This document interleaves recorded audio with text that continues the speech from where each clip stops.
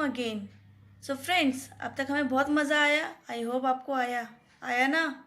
बिल्कुल आया।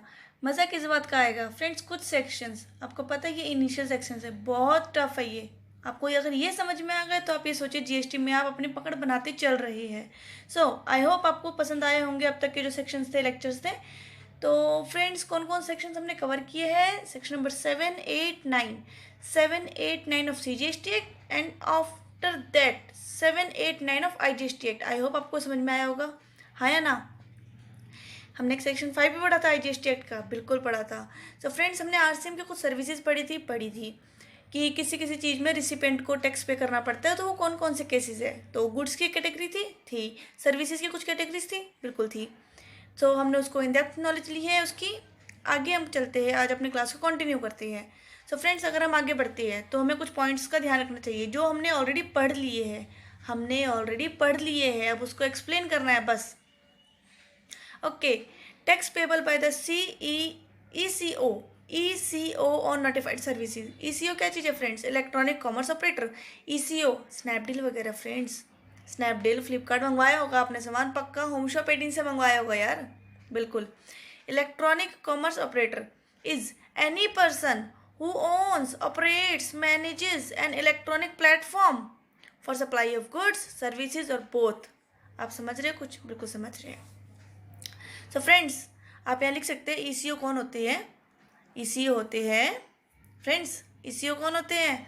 ईसीओ होते हैं जो एक प्लेटफॉर्म को मैनेज करते हैं जिससे आप सेल परचेज कर सकते हो। तो प्लेटफॉर्म मैनेज करने वाला ईसीओ है, यानी कि Snapdeal is an eco, Flipkart, Amazon, Myntra eco है। Sometimes ECO itself supplies the goods or services through its electronic portal. However, many a times the product services displayed on the electronic portal are actually supplied by some other person to the customer. समझ में आया friends? बिल्कुल आया। Like आप देखते हैं मंत्रा में काफ़ी सारे ब्रांड्स होते हैं अलग अलग। सो DNMX, मैं एक ब्रांड का नाम ले रही हूँ। DNMX एक ब्रांड है जो स्नैपडील, जो मंत्रा को अप्रोच करती है अपने प्रोडक्ट्स को सेल करने के लिए। सो ईसीओ कौन हुआ? मंत्रा। तो मंत्रा कई बार अपने खुद के प्रोडक्ट्स भी सेल करता है, किसी और ब्रांड, किसी और गुड्स को भी सप्लाई करता है जिसका सेलर कोई और है। डन फ्रेंड्स, आई होप आपको समझ में आया हो। When a consumer places an order, यानी कि आप और हम type, when a consumer places an order for a particular product service on this electronic portal, the actual supplier supplies the selected product service to the customer. जो actual supplier, तो यानी कि अगर आपने DNMX की शर्ट्स वगैरह purchase करने के लिए मंत्रा पे क्लिक किया कि हाँ भाई बाय करना है हमें से, तो सप्लाई कौन करेगा? DNMX, ना कि मंत्रा। ठीक है फ्रेंड्स, मंत्रा के पोर्टल के थ्रू DNMX सप्लाई करेगा, ना कि Myntra. Done friends, okay. The price consideration for the product service is collected by the ECO. बिल्कुल, पैसे आप किसको देंगे? मंत्रा को। मंत्रा अपना कमीशन काट लेगा, DNMX से जो लेना होता है उनके जो आपस की बातें हैं, और आफ्टर दैट कुछ जो बचता है वो मंत्रा DNMX को दे देगा।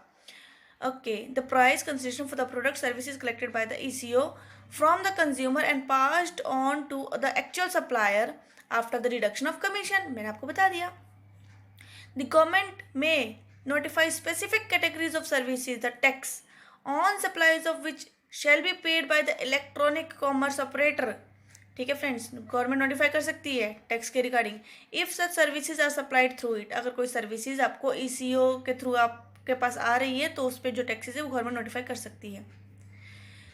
Such services shall be notified on the recommendation of the GST council. कोई भी नोटिफिकेशन होती है फ्रेंड्स, वो जीएसटी काउंसिल के थ्रू ही रिकमेंडेशन होती है, उसके बाद ही वो नोटिफाई हो जाती है। सो क्या हमारे पास कोई नोटिफिकेशन है? बिल्कुल है फ्रेंड्स। Notification number 17/2017। CT मतलब सेंट्रल टैक्स, R मतलब रेट्स। सेंट्रल टैक्स रेट में जाकर हम ये चेक कर सकते हैं, डेटेड 28 जून। ठीक है फ्रेंड्स, नया नया आया था। Okay, as amended has notified the following categories of services supplied through. कौन कौन सी कैटेगरी को इसमें लेकर आए हैं, यानी कि ECO की कैटेगरी में कौन कौन से लेकर आए, जिन पर गवर्नमेंट जो है नोटिफाई कर सकती है, गवर्नमेंट जो है वो नोटिफाई कर सकती है special category of service. The tax, किस किस पर टैक्स लगेगा, ऐसे कौन कौन सी सर्विसेज है। तो फ्रेंड्स, हम पढ़ते हैं ECO में फिलहाल कौन कौन सी सर्विसेज है। डन फ्रेंड्स, ECO में कौन कौन सी सर्विस है, इसके अलावा अभी तक नोटिफिकेशन नहीं आई हुई है। डन फ्रेंड्स, हम बुक्स के हिसाब से चल रहे हैं।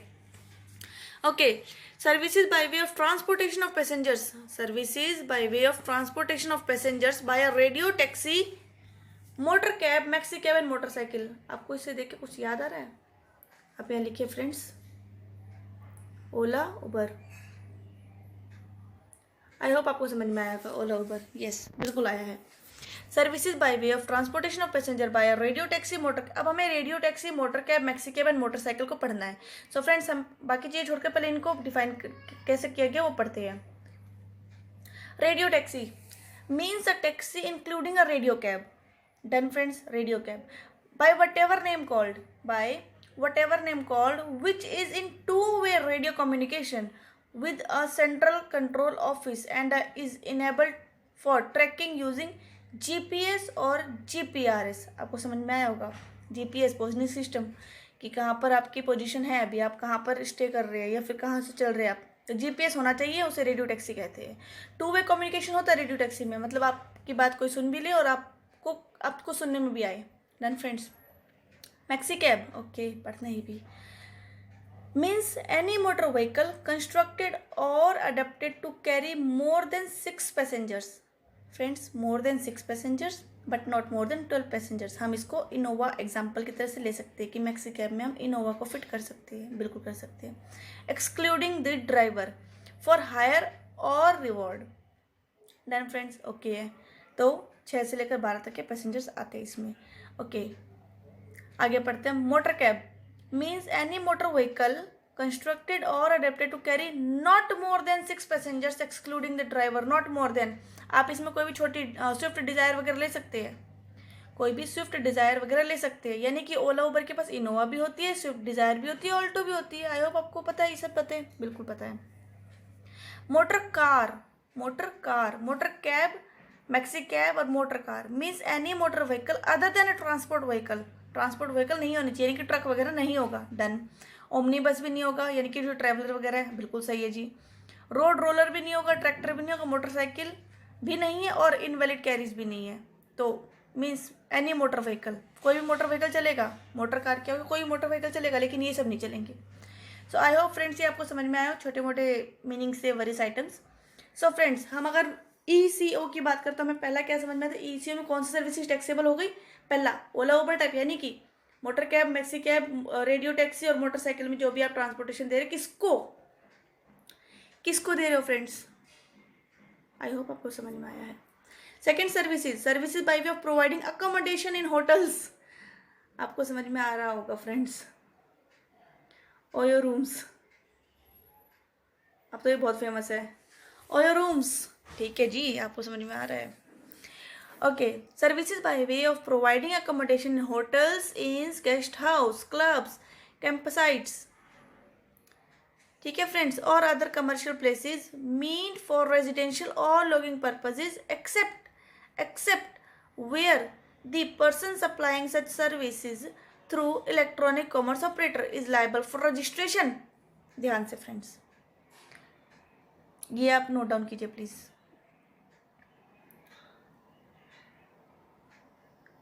ओके, इसका मतलब क्या आप समझिए प्लीज, लॉ को पढ़ रहे हैं हम लोग, ठीक है। सर्विसेज बाय प्रोवाइडिंग, सारी सर्विसेज आ गई अकोमोडेशन वगैरह की, जो कि हम अकोमोडेशन कहाँ मिल रही है हमें, इन hotels, inns, guest houses, clubs, इन सब में मिलेगी। लेकिन कौन सी ECO में अडेप्टेबल नहीं है, मतलब ECO में टैक्स नहीं देना पड़ेगा जिनको, वो कौन सी है? जो कि सेक्शन 22 का 1 यानी कि रजिस्ट्रेशन, जिनके टैक्सेबल टर्नओवर ज़्यादा हो जाती है, 20 लाख की लिमिट हमने पढ़ा था। आई होप आपको समझ में आया होगा, वो सेक्शन समझ में आया था, बिल्कुल आया था। सो सेक्शन नंबर 22 में क्या लिखा है फ्रेंड्स, 20 लाख और 40 लाख की लिमिट थी। तो सर्विसेज के केस में कितना हुआ, 20 लाख, और हम यहाँ सर्विसेज पढ़ रहे हैं, बिल्कुल सही है। तो जिसकी टर्नओवर 20 लाख क्रॉस कर गई और उसने खुद रजिस्ट्रेशन करवा लिया, सेल्फ रजिस्टर्ड है वो, और वो होटल इन वगैरह किसी ECO की हेल्प ले रही है, देन वो ECO में कवर नहीं होगी फ्रेंड्स। आया समझ में आपको? पढ़ते दोबारा, एक्सेप्ट के बाद पढ़ते हैं। Where the person supplying such service through ecommerce operator. मैं ताज होटल के एग्जांपल ले रही हूँ फ्रेंड्स। ताज होटल सप्लाई कर रही है सच services through ecommerce operator is liable for registration under section 22, क्योंकि ताज होटल का मैं टैक्सेबल टर्नओवर कितना ले रही हूँ, 20 लाख से ज़्यादा, तो वो रजिस्टर्ड होगी, बिल्कुल होगी। एक्ट में रजिस्ट्रेशन का सेक्शन है 22 ठीक है सिर्फ फ्रेंड्स, आई थिंक आपको समझ में आया। 22 सेक्शन किसका? रजिस्ट्रेशन का। रजिस्ट्रेशन भी कौन सा? रजिस्ट्रेशन, ठीक है, नॉर्मल 20 लाख और 40 लाख। मैं 20 लाख सर्विसेज के लिए ले रही हूँ, तो 20 लाख की टर्नओवर क्रॉस कर गई है, ओके क्रॉस कर गई है, तो उसको रजिस्ट्रेशन मैंडेटरी है, मैंडेटरी है। ताज होटल ने रजिस्ट्रेशन ले रखा, फिर भी वो ओयो रूम के साथ टाइप में है कि अगर कोई ताज होटल मांगे तो आप हमें ले लीजिएंगे। हम यहाँ पर और भी एग्जांपल्स ले सकते हैं। आई थिंक आपको पता होगा बहुत सारे ओयो रूम्स टाइप है, मतलब एक पोर्टल है उनका एक पोर्टल है ट्रिवाइगो, आई थिंक आपको पता हो ट्रिवागो, आई होप आपको है याद हो, ट्रिवागो भी आप लिख सकते हैं यहाँ पर। तो फ्रेंड्स ताज होटल यानी कि एग्जांपल था, ताज होटल जो कि 22 सेक्शन में रजिस्टर्ड है, वो ई कॉमर्स के अंडर की सर्विसेज में टैक्सेबल नहीं होगी। डन है friends. Services by way of house keeping such as plumbing, okay, plumbing, carpentering etcetera, okay. आपको ये कहाँ से मिल सकती है? Urban Clap, example Urban Clap, आप जाकर देखिए। स्नैपडील में भी मिलती है, स्नैपडील में भी हाउस कीपिंग सर्विसेज देते हैं स्नैपडील वाले, बिल्कुल देते हैं। सेम कॉन्सेप्ट इसमें भी है कि एक्सेप्ट वेयर द पर्सन, अगर वो सामने वाला रजिस्टर्ड है तो उसको यहाँ टैक्स इतना ज़्यादा नहीं देना पड़ेगा। आई होप ये आपको क्लियर है। यस क्लियर है, बिल्कुल है, ओके ये हम पढ़ चुकी है। So all the provisions of CGST IGST act shall apply to such ECO as if he is the supplier, ऐसे ही लगेगा जैसे कि वो सप्लायर है और खुद ही सप्लाई कर रहा चीज़ों को। Done friends. जबकि सप्लायर कौन है केसेस में? मैंने बताया ना आपको कि सामने वो एक प्लेटफॉर्म है, सिर्फ मिंत्रा एक प्लेटफॉर्म है, DNMX is a supplier and consumer तो आप और हम है ही, हम लोग पोर्टल से ऑर्डर करते हैं चीज़ों को। सो सारे प्रोविजन CGST IGST एक्ट के ऐसे ही एप्लीकेबल है इको के ऊपर जैसे कि नॉर्मल सप्लायर सप्लाई कर रहा है। सो हम पढ़ते हैं, हम अब कुछ थॉट्स पढ़ते हैं इनके, ओके क्लाउड्स के अंदर छुपे हुए होते हैं, कुछ थॉट्स पढ़ते हैं। It is important to note here that the above provision shall apply only in case of supply of services, okay. हम सर्विसेज प्लेटफॉर्म पे बेच रहे हैं फ्रेंड्स, इको अपनी सर्विसेज दे रहा है, कमीशन, आपको पता है ना इको अपना कमीशन लेता है, तो कमीशन पे ही टैक्स लगेगा, तो सर्विसेज आएगा, काउंट होगा। तो फ्रेंड्स हमने कुछ टाइम पहले पढ़ा था अपनी लास्ट क्लास में कि इको पर्सन कौन लायबल होगा इको में। इको तो एक प्लेटफॉर्म है, सिर्फ ऑनलाइन प्लेटफॉर्म में एग्जाम्पल लेती हूँ ना, मिंत्रा ऑनलाइन प्लेटफॉर्म, हमें क्या पता मिंत्रा का ऑफिस कहाँ पर है फ्रेंड्स। अब पढ़ते क्या सिस्टम है इनका रजिस्ट्रेशन का, या फिर person who the person is liable to pay the GST। So, person liable to pay GST for above services when supplied through ECO. If the ECO is located in taxable territory, अगर तो taxable territory में है, यानी कि मैं example लेती हूँ India के किसी एक जगह पर, इंडिया ही लेती हूँ। So, person liable to pay tax in the ECO, जो भी पर्सन ECO को रिप्रेजेंट कर, मतलब ECO जिसने बनाया है वो पर्सन लायबल, ठीक है friends. If the ECO does not have any physical presence, okay, अब वो फिजिकल प्रेजेंस है ही नहीं उसका, मतलब वो बाहर है। मैं एग्जांपल लेती हूँ, अमेजोन बाहर है, अमेजोन इंडिया का नहीं है, अमेजोन बाहर का है। So if the ECO does not have any physical presence in the taxable territory, done friends. So कौन पे करेगा? सो इको का रिप्रेजेंटेटिंग पर्सन, सही में समझ में आया friends. Person liable to pay tax is the person representing the ECO. अगर रिप्रेजेंटिंग भी नहीं है तो कोई रिप्रेजेंटेटिव नहीं है हमारा इको का, सो कौन पे करेगा? उसको अपॉइंट करना पड़ेगा, उसको अपॉइंट करना पड़ेगा एक पर्सन। आई होप ये ओके आपका, बिल्कुल ओके है। सो फ्रेंड्स इको समझ में आया। इको में 3 तरह की सर्विस ली थी, पहली कौन सी थी फ्रेंड्स? पहली ओला उबर की, दूसरी कौन सी थी? पहली ओला उबर की, दूसरी कौन सी थी? होटल इंस, ओयो रूम्स, तीसरा कौन सा था? Urban Clap. एग्जाम्पल क्या था? Plumbing services, house keeping services. Done friends, yes. GST rates prescribe for various goods. So friends हमने ये फर्स्ट क्लास में पढ़ लिया था कि GST के रेट्स कौन कौन से हैं। GST के रेट्स हम यहाँ CGST पढ़ेंगे, यानी कि वो हाफ रेट होगा, और IGST में वो डबल हो जाएगा। आई होप आपको समझ में आ रहा होगा। हम CGST में पढ़ेंगे रेट्स, क्योंकि हम CGST पढ़ रहे हैं अभी फिलहाल। डन फ्रेंड्स, उसमें हाफ रेट मिलेगा आपको, और IGST का वो CGST डबल होगा ना, IGST जो है वो CGST का डबल होगा। So friends max to max rate कितना होता है IGST में? 40 कर सकते हैं नोटिफिकेशन के थ्रू। अब भी कितना है? 28।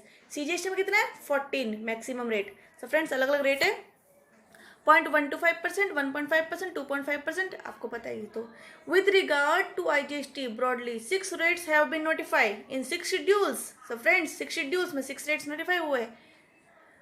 कौन कौन से रेट्स है? 0.25 है, बिल्कुल है। 6 शेड्यूल्स मैंडेटरी है, ये रेट्स तो लगेंगे। और जो चेंजेस होते रहे, जैसे गोल्ड, ज्वेलरी, डायमंड, इनके अलग अलग रेट है। गोल्ड का है 3% है, बिल्कुल है। और मर्चेंट एक्सपोर्टर का कितना friends?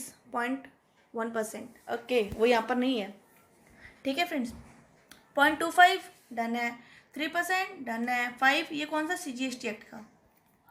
Which act relate is this? CGST act.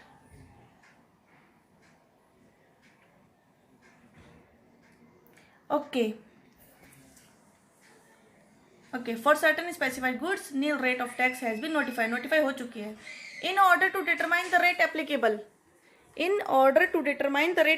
on a particular supply of goods or services, one need to first determine the classification of such goods। हमें रेट कौन सा लगाना है, उसके लिए हमें क्या पढ़ना पड़ेगा? क्लासिफिकेशन ऑफ गुड्स, कि हमारे गुड्स या सर्विसेज पर रेट कौन सा है। तो फ्रेंड्स मैं आपको एक बात बता देती हूँ, ऑलरेडी बने हुए हैं क्लासिफिकेशन ऑफ गुड्स की डिटेल की, इस गुड्स पर ये रेट लगेगा, जो कि बीच बीच में नोटिफाई होते रहते हैं। नोटिफिकेशन के through rates up and down होते रहते हैं। सो फ्रेंड्स अब कैसे पता चलेगा हमें कि हमें रेट कौन सा लगाना है? हम इतना तो पढ़ लिए कि हमें यहाँ पर रेट लगाना है, और हमारे शेड्यूल 1 में हम लोग एग्जाम्प्ट हो जाएंगे अगर हमारी यही कंडीशन हुई। ठीक है फ्रेंड्स, गुड्स ये है, सर्विसेज ये है, बट किस पर लगेगा? क्या रेट लगेगा? 18 लगेगा, 28 लगेगा? फ्रेंड्स पढ़ते हैं क्लासिफिकेशन ऑफ सच गुड्स और सर्विसेज। कैसे हम क्लासीफाई करते हैं? Classification of goods and services assume significance since there are different rates prescribed for supply of different goods and services. Therefore classification is crucial for determining the rate of tax applicable on a particular product or services। Classification कैसे करना है? सबसे पहले goods means identification of a tariff item. Sub heading होगा, उसमें heading होगा, सब heading होगा, चैप्टर्स होंगे। सो हम नीचे से ऊपर चढ़ रहे हैं। अब देखिए, आप ऊपर से नीचे आइए, पहले सेक्शंस होगा, चैप्टर होंगे, हेडिंग होगा, सब हेडिंग होगा, टैरिफ होगा। 8 डिजिट फ्रेंड्स HSN कोड और SSC code. HSN for goods, इसे हम कहते हैं, HSN की फुल फॉर्म है हार्मोनाइज्ड सिस्टम ऑफ नोमेनक्लेचर, है ना फ्रेंड्स। SSC सर्विस कोड्स होते हैं। सो ये 8 डिजिट के होते हैं friends. How many digits? 8 digits. ठीक है friends. Okay, tariff item, sub heading and chapters referred in the schedule of rates notification. जब आप रेट नोटिफिकेशन में पढ़ेंगे तो वहां आपको मिलेगा, चेक कीजिएंगे, हर एक के अलग अलग है। Okay, notification of the goods under GST are the tariff item, sub heading and chapter of the first schedule to the custom tariff act. वहां पर जाके हम पढ़ेंगे तो मिल जाएगा। इंडियन कस्टम कहाँ पर मिलेगा? इंडियन कस्टम में मिलेगा, कस्टम टैरिफ एक्ट में। So Indian customs tariff is based on HSN। Custom में पहले से ही था, GST में लेकर आएंगे, वहां से चेक कर लो आप। HSN stands for harmonise system of nomenclature. आप इसे टिक कर लीजिएंगे, फुल फॉर्म तो पता होनी चाहिए। It is a multipurpose international product nomenclature developed by the world custom organisation, यानी कि हमारा अलग से नहीं है, सबका है। For the purpose of classifying goods across the world in a systematic manner, it comprises of about 5000 commodity group, each identified by 6 digit code. ठीक है जी। Code can be extended. India में कितना है फिलहाल? 8 है। Arranged in a legal and logical structure and is supported by well defined rules to achieve uniform classification. India has developed an 8 digit HSN code. So friends, international कितना है? 6 digit है। India का कितना है? इंडिया अलग है, 8 digit. Along the lines of HSN, the Indian custom tariff has a set of rules of interpretation। बिल्कुल है, फर्स्ट शेड्यूल में आपके पास 8 डिजिट है, 8 डिजिट कोड है। कि आप सबसे पहले फ्रेंड्स मैं आपको बताती हूँ कि होता क्या है। जैसे 6.5 है, ये फुटवेयर लाइन है। फुटवेयर में आपको पता है स्लीपर्स भी है, अपर्स भी है, बहुत सारी चीज़ें हैं, बिल्कुल है। 6.4 एंड 6.3। सो फ्रेंड्स, इनकी क्लासिफिकेशन किस तरह से? 6.403 हो तो ये चीज़ आएंगी, 6.40301 है तो ये चीज़ें आएंगी। तो क्लासिफिकेशन इस तरह से होती है फ्रेंड्स। ठीक है। Along the lines of HSN, the Indian custom tariff has a set of rules. अब रूल्स है, अब चप्पल लिखी हुई है, चप्पल में प्लास्टिक भी है नहीं है, कवर है या नहीं है, उसको भी डिफाइन किया गया, इंटरप्रिटेशन भी आई हुई है कुछ रूल्स की, बिल्कुल आपको कस्टम में इंटरप्रिटेशन करवाएंगे। इंटरप्रिटेशन किस टाइप के, मैं कस्टम का एक एग्जांपल ले लेती हूँ। आपके पास आपको बोला गया कि फैन की पंखुड़ी है, फैन के जो पंखे है तो वो अलग कर दिया और फैन को अलग कर दिया, फैन का जो मोटर है उसको अलग कर दिया, तो इनके अलग अलग क्लासिफिकेशन करेंगे, इनको माउल्ट करके इकट्ठा करके फैन बना के बोलेंगे फैन है। सो वो इंटरप्रिटेशन है उस टाइप का। ठीक है, ट्रेन के डब्बों का कोच है, सीट्स है, अगर मैं सीट्स को हटा दूँ तो ट्रेन के डब्बों की वैल्यू नहीं है, मैं सीट्स को लगाऊंगी तो वो ट्रेन के डब्बे खिलाएंगे और वो पैसेंजर्स को लेके जाएंगे। ओके फ्रेंड्स, बिल्कुल है। अब रबड़ है, अलग अलग टाइप के रबड़ है, तो इंटरप्रिटेशन क्या निकालेंगे, वो इंटरप्रिटेशन वो बताएंगे आपको। So, these rules and the general explanatory notes give clear direction as to how the nomenclature in the schedule is to be interpreted. बिल्कुल ठीक है जी। These rules for interpretation, including section and chapter notes and the general explanatory notes of the first schedule, apply to the interpretation of the rate notification for goods under GST also. बिल्कुल, आप interpretation से पता चलेगा कि इस पर rate कौन सा लगाना है। अगर मैं मोटर बेच रही हूँ तो मुझे मोटर का रेट लगाना पड़ेगा, लेकिन अगर मैं असेंबल करके सबको और फैन बेच रही हूँ तो मुझे फैन का रेट लगाना है। Done friends, okay. Consequently, under GST, goods are classified on the basis of HSN in accordance with the rules of interpretation. बिल्कुल सही है जी। Once classification for a product has been determined on this basis, applicable rate उस पर लग जाएगा। अब हम classification कैसे करेंगे friends? Oh my God, tough है यार, पढ़ते हैं। क्लासिफिकेशन कैसे करेंगे? A new scheme of classification of services किसका है फ्रेंड्स? ऊपर क्या था? गुड्स था, HSN। अब सर्विसेज आ गए, सर्विसेज में क्या होते हैं? SSC।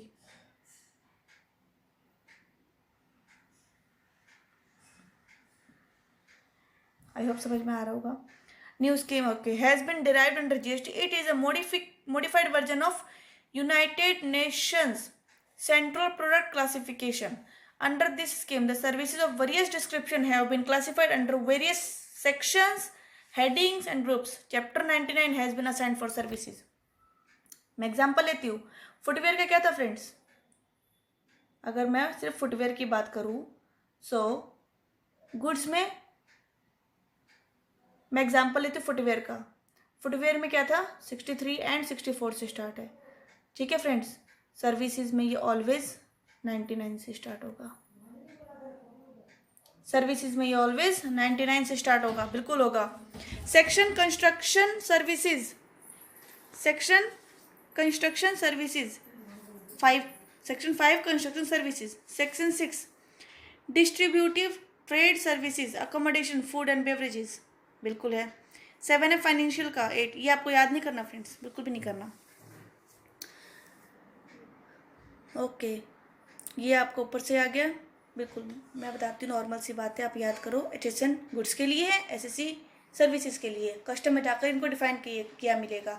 इंटरप्रिटेशन मिलेंगे रूल्स के कि कैसे कैसे हमें डिफाइन करना है, किसका रेट क्या लगाना है। ठीक है फ्रेंड्स, हम उनके हिसाब से ही रेट्स लगाएंगे। सो GST rates prescribe for various service, आपको पता है। मैं ऑपोजिट से अगर उल्टा होकर आओ तो 28% है, 18 है, 12 है, 5 है। ठीक है फ्रेंड्स, और उसके आगे भी है, बिल्कुल है। गोल्ड का है ना 3%, बिल्कुल है। मर्चेंट एक्सपोर्टर का 0.1%, बिल्कुल है। Okay, GST rates for services. Okay, मैंने अभी तक गुड्स के पढ़े थे, अभी सर्विसेज के फ्रेंड्स। किसके?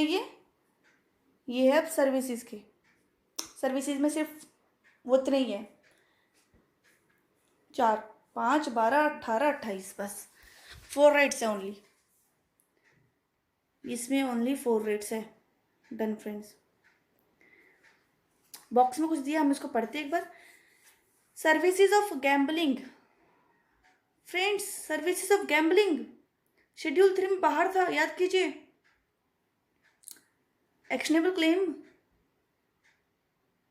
अच्छा जी, नहीं 6 पॉइंट में था। एक्शनेबल क्लेम्स तो GST के दायरे से बाहर है, other than lottery, betting, gambling.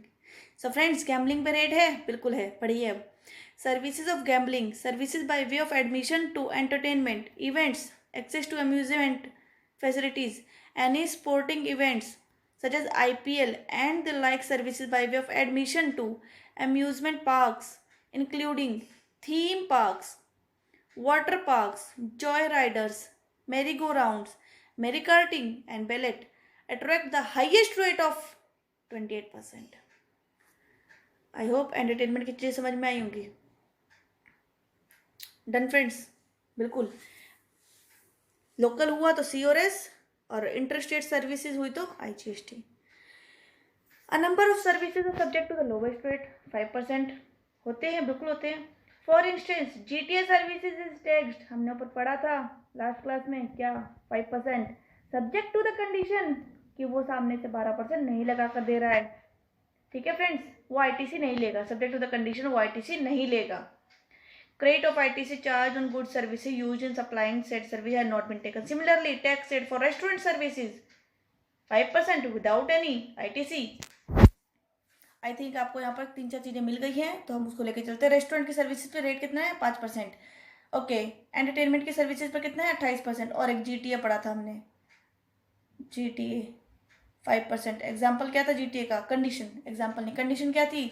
कि वो कोई ITC क्लेम नहीं करेगा। Services not covered under any specified heading और टेक्स्ट, कोई भी स्पेसिफिक हेडिंग में नहीं है तो उस पर हम फ्लैट 18% लेंगे। In the following paras applicability of GST in real estate sector has been briefly discussed. आगे हम पढ़ेंगे GST sector, real estate sector में GST का क्या रेट है। ये अमेंडमेंट लगाइए आप, पहले कुछ और रेट था, फिर लोगों को दिक्कतें हुई, रियल एस्टेट वालों ने कंप्लेन की कि हम ऐसे नहीं कर सकते हैं, हमें बहुत ज़्यादा बेनिफिट नहीं हो पा रहा है, हमें एक्चुअली में लॉस हो रहा है इस चीज़ का, GST ज़्यादा पे हो रहा है। सो फ्रेंड्स, कुछ बातें बताई गई है रियल एस्टेट के लिए, सिर्फ पर्टिकुलरली फॉर रियल एस्टेट्स। सो अगर आप कहीं आर्टिकलशिप कर रहे हैं जहाँ कंस्ट्रक्शन वगैरह काम है, रियल एस्टेट से रिलेटेड काम है, तो आपको ये बहुत बेनिफिट मिलेगा इस चीज़ का। The effective rate of GST on real estate sector for the new projects by promoters are as follow. So new products के बारे में है ये, न्यू प्रोजेक्ट्स के बारे में है ये। 1% GST लगेगा without ITC on construction of affordable houses. So 1% GST लगेगा without ITC on construction of affordable houses. Affordable का मतलब क्या है? Area 60 square metre in metros and 90 square metres in non metros and value up to and friends. ये condition होनी चाहिए plus ये भी कंडीशन, एक तो ये कंडीशन होनी चाहिए, ये भी condition, up to 45 lakh. Value कितनी होनी चाहिए? 45 लाख अप टू। सो 1% तब लगेगा आपका, कंडीशन फुलफिल होगा तो 1% लग जाएगा। किसका? आगे पढ़ेंगे अभी हम। 5% विदाउट ITC। सीधे सीधे फ्लैट रेट रियल एस्टेट वालों से क्या मांगा है गवर्नमेंट ने कि आप हमें 1% दे दीजिए, आपकी जो फ्लैट की टैक्सेबल वैल्यू है। डन है। कंडीशन क्या है? 60 स्क्वायर मीटर का एरिया होना चाहिए मेट्रो सिटीज़ में और 90 स्क्वायर मीटर का एरियाज होना चाहिए नॉन मेट्रो सिटीज़ में। एक और कंडीशन है, प्लस लगाइए आप इसको, एंड का मतलब है प्लस वैल्यू होनी चाहिए 45 लाख का। ये कंडीशन हो गई, एक पैरामीटर दे दिया। दूसरा पैरामीटर 5% फ्लैट दीजिए, 5% फ्लैट दीजिए, लेकिन ITC नहीं मिलेगा। किसका 5%? जो भी अदर देन अफोर्डेबल हाउसेज है, यानी कि ऊपर को छोड़कर, पहला कंडीशन। दूसरा, कमर्शियल अपार्टमेंट्स जो है such as shops, offices in a residential real estate project in which the carpet area of the commercial apartment is not more than 15% of the total carpet area of all apartments। Example लेती हूँ मैं, कोई भी residential building वगैरह का area select हो गया है, ठीक है फ्रेंड्स। हाँ जी, अब उसमें क्या सिचुएशन आती है कि जब एरिया सिलेक्ट हो चुका है तो क्या सिचुएशन है कि फ्रेंड्स वहाँ पर शॉप्स भी चाहिए आपको। एरिया है, रेजिडेंशियल एरिया है, वहाँ शॉप्स चाहिए, बिल्कुल चाहिए। अब शॉप्स चाहिए तो उसके लिए भी एरिया निकालना पड़ता है। नीचे आपको पता है बिल्डिंग्स होती है, ऊपर और नीचे शॉप्स होते हैं बहुत सारे, जिसमें परचून की दुकान हो गई, हार्डवेयर की शॉप हो गई, ठीक है फ्रेंड्स, या स्नैक्स वगैरह के लिए हो गई, कोई मिठाई की शॉप हो गई, फ्रूट्स वेजिटेबल्स बिल्कुल होते हैं। सो वो एरिया, उस एरिया के बारे में बात की कि पूरा रेजिडेंशियल अपार्टमेंट जो है हमारा होगा, अपार्टमेंट्स होगा, उसके टोटल एरिया के 15% से ज़्यादा एरिया नहीं होना चाहिए शॉप्स के लिए, तो आप 5% दीजिए। अगर ये कंडीशन फुलफिल नहीं होती है, कंडीशन, अच्छा ऊपर से भी कंडीशन है, आप इसमें भी कंडीशन दोनों क्राइटेरिया में, about tax rate shall be available subject to the following condition. ITC नहीं मिलेगा, हमने पढ़ लिया है। और 80% ऑफ IT मतलब input credits ITC and input services other than services by way of grant of development rights, ये सारी सर्विसेज नहीं होगी। और FSI including additional FSI, electricity, high speed diesel, motor spirit, ये तो मिलेगा ही नहीं, आपको पता है sir friends. Used in supplying the services shall be purchase from a registered person. आप समझ रहे कुछ क्या बोलना चाह रही है कि जो आईटीसी या इनपुट सर्विसेज है जो हमने यूज़ किया कंस्ट्रक्शन के लिए, वो 80% तक, मतलब एटलीस्ट 80% है, वो परचेज होना चाहिए फ्रॉम रजिस्टर्ड पर्सन। यानी कि अगर आप अनरजिस्टर्ड पर्सन से परचेज करेंगे तो वो कंडीशन ऊपर वाले फुलफिल नहीं है। फिर रेट्स कौन सा होगा फ्रेंड्स? 18%। अब हम पढ़ते हैं, एक बार पढ़ते हैं। However, if value of input and input services purchase from registered supplier is less than 80%, promoters has to pay GST on reverse charge basis under section 9(4) of the CGST Act। CGST act में 9(4) हमने already पढ़ लिया है friends, हमने already पढ़ लिया। 9(4) में क्या है कि स्पेसिफाइड कैटेगरी के लोगों के लिए स्पेसिफाइड सर्विसेज या गुड्स में बताया गया है कि अब RCM लगेगा। हमने पढ़ा था 9(4), आई होप आपको याद है, बिल्कुल याद है। उस पर 18% आपको रेट देना पड़ेगा on all such inward supplies to the extent short of 80% of the inward supplies from registered supplier। I hope आपको समझ में आया होगा कि 2-3 कंडीशन पढ़ते हैं हम। 1% लगेगा ITC, 1% लगेगा GST लगेगा। किस केस में? अफोर्डेबल हाउसेज होने चाहिए, बिल्कुल। अगर अफोर्डेबल नहीं है, दूसरी बात एक और थी, एंड है इसमें, अफोर्डेबल हाउसेज नहीं है एंड कारपेट एरिया वगैरह के बारे में बताया गया कि 15% ऑफ टोटल अपार्टमेंट का जो कारपेट एरिया उसका 15% से कम होना चाहिए कमर्शियल का, तो आपको 5% देना है। ठीक है जी। कंडीशन क्या थी? ITC नहीं मिलेगा। दूसरी कंडीशन, 80% तक जो इनपुट और सर्विसेज आपने यूज़ किए वो रजिस्टर्ड पर्सन से होना चाहिए। अगर आपने 80% से कम रजिस्टर्ड पर्सन से लिया है, तो जब तक वो 80% का नहीं हो जाता, उतने पे जो आपने अनरजिस्टर्ड परचेजर से परचेज की है, अनरजिस्टर्ड सेलर से परचेज की है, उस पर आपको 18% का RCM पे करना पड़ेगा। Okay. Further, whether cement is received from an unregistered person, the promoter shall pay the tax on the such cement on RCM basis under section 9(4)। आपको समझ में आ गया? गवर्नमेंट कहीं से भी नहीं छोड़ रही है, कहीं से नहीं छोड़ रही है। 1 और 5% में ITC लेने नहीं लेने दिया। 80% का क्राइटेरिया फुलफिल नहीं किया तो रिवर्स चार्ज, मतलब जेब से और भरो। ठीक है जी। At the applicable rate friends, cement पे क्या रेट है RCM का? फ्रेंड्स, आई होप आपको समझ में आया हो।